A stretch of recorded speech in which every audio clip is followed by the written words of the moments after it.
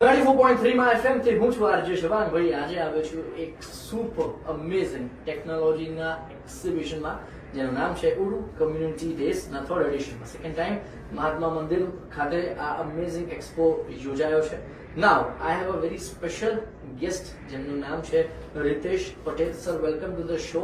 સૌ પ્રથમ તો સર, કેવું લાગે છે આ એક્સપોમાં આવીને? ઓલ્સો તમારે ઇન્ટ્રોડક્શન આપવાનું છે સર તમારા માટે. ઓકે, હું રિતેશ પટેલ છું. હું સિન્કોનિક્સ ટેકનોલોજીસનો ઓનર છું. ઓકે. અને ઉડુ સાથે 2012 થી જોડાયેલો છું. ઓહો, it's a long journey. Long journey. એની પહેલા હું ઉડુ સાથે 2008 થી વર્ક કરું છું. ઓહો, તો પછી આખું એકદમ આમ તમે જર્ની જોયેલી છે. 100%. સર, ઉડુ સાથે તમે કેટલા વર્ષોથી ટોટલ ક્યુમ્યુલેટિવ યર્સ થી જોડાયેલા છો, સંકળાયેલા છો? ઓલ્સો અનુભવ કેવો રહ્યો છે ને તમે એઝ એન ઇન્ડિવિજ્યુઅલ શું શીખ્યા છે?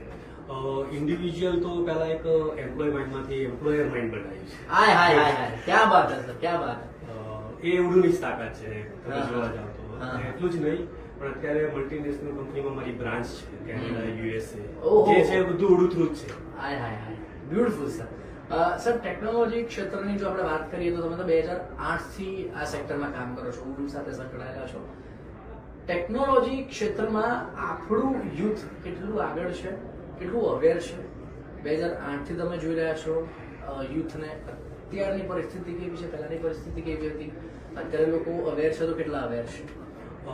અવેરમાં તમે જોવા જાવ તો અત્યારે આપણી યુનિવર્સિટી પણ ઘણું કામ કરી રહી છે.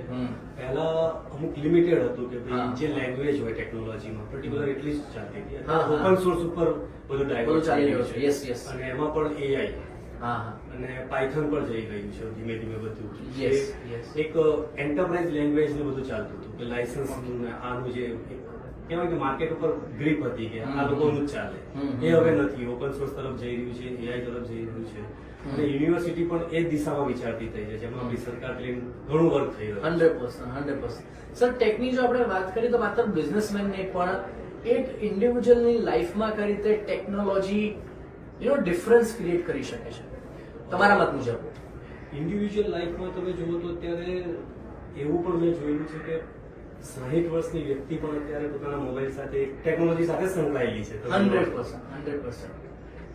એ જાતે જ એમને ખ્યાલ નથી. એ લોકો ફ્લિપકાર્ટ કે એમેઝોન યુઝ કરતા, પણ એકચ્યુઅલી એ ટેકનોલોજી યુઝ કરી રહ્યા છે. 100%. Yes yes yes. એટલી એમની લાઈફ ઈઝી થઈ ગઈ છે. તમે જુઓ તો કે એમને જે ઘરે એકલા પણ છે, કોઈ વસ્તુ મંગાવી છે તો એ મંગાવી શકે છે. સો બેઝિકલી એમને ડિપેન્ડન્ટ કોઈના નથી રહેવું. હા હા. ઇવન મેડિકલ સુધી અત્યારે એમને બધી સુવિધાઓ મળી રહે છે. ક્યાં વાત છે સર. આવા એક્સપોમાં આવીને કોઈ વ્યક્તિ શું શીખી શકે છે? તમે શું શીખ્યા છો આવા એક્સપોમાં જોડાઈને, આવા એક્સપોમાં આવીને? એ સર તમારે મને કહેવાનું છે. આમ કેવું હોય છે કે આપણને એવું હોય છે કે મને બધું ખબર છે, હા, ઘણું બધું હા, ખબર હા. છે. Yes, આ yes, ઇન્ડસ્ટ્રીમાં આટલા વર્ષો થઈ ગયા.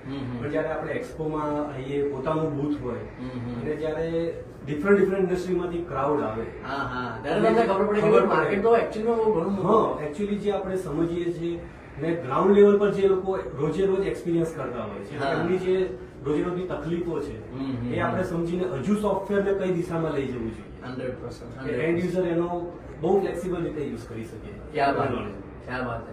Sir, last but not the least પ્રશ્ન આ તમારા માટે રહેશે કે આટલા બધા વર્ષોથી તમે કામ કરી રહ્યા છો, આ ક્ષેત્રમાં છો, વિથ યોર ઓલ એક્સપિરિયન્સ તમે શું એડવાઇસ આપવા માંગો છો યુથને, લિસનર્સને, કોઈ પણ વ્યક્તિ જે અત્યારે આપણને સાંભળી રહ્યા છે? યુથને જોવા જાવ તો પર્ટિક્યુલર ઝેન્ઝી છે. હા. Market ચાલી રહ્યું છે. યસ. એ લોકોએ થોડી મહેનત કરવાની જરૂર છે. 100%. હું વર્ષમાં લગભગ 200-300 ઇન્ટરવ્યુ પોતે લેતો હોય. ઓહો. એમનું એક હોય છે કે અમે કોરોના બેચ છીએ. તો એ હવે ખાવમાંથી બહાર આવવું પડશે, સેલ્ફ લર્નર થવું પડશે, માર્કેટ કઈ દિશામાં જઈ રહ્યું છે, ટેકનોલોજી કઈ દિશામાં જઈ રહી છે.